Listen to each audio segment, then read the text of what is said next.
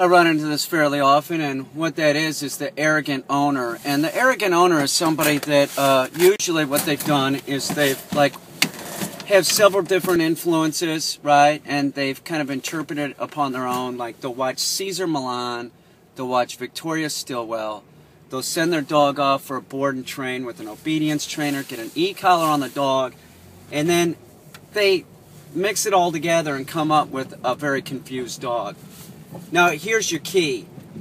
If you send your dog off to an obedience trainer and your dog comes back and for the first 2 days your dog is being compliant and good, and those behaviors that you saw before, right, they start back, that means that it's you're the problem. In other words, if your dog is lunging towards people of color, and that's exactly, I had a conversation with somebody just recently, and their dog is lunging towards people of color, but it wasn't before, that means you're not doing something right. And I want to talk about the e-collar real quick so everybody understands that the e-collar is to be used in training scenarios. It isn't about putting an e-collar on a dog and zapping the dog when it's fucking up. Okay? In other words, if you say sit and the dog isn't being compliant, then you use the e-collar. If your dog gets in an excited state when it sees another dog, you don't hit the e-collar. You don't do that. That makes the dog more excited and amps up its prey drive. That's not what you want to do. So if you think that that's what your obedience trainer told you to do, you're fucking up big time.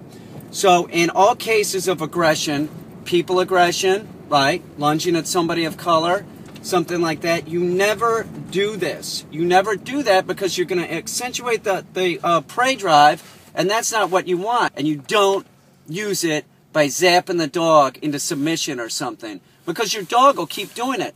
Does your dog still lunge at people of color? There you go. That's what I'm saying. If your dog is still doing these behaviors, you're using the e-collar wrong. The e-collar is used for training scenarios and training scenarios only. If it's chasing your cat or about to chase your cat and you zap it, it's going to keep chasing your cat and it's not going to stop. And you know what? It might just kill your cat. So if you think that that's what dog training is about just being dominant with the dog and zapping it with an e-collar, you're sadly mistaken.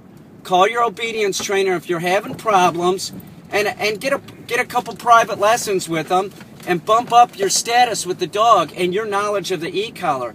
E-collars are something I've been using literally from the 80s, since the 80s. So I understand them, right? So to think that you understand them by working 2 or 3 times with an obedience trainer, you are a fool, and a fool and his dog are soon departed, because the dog bites somebody and they have to give up their dog.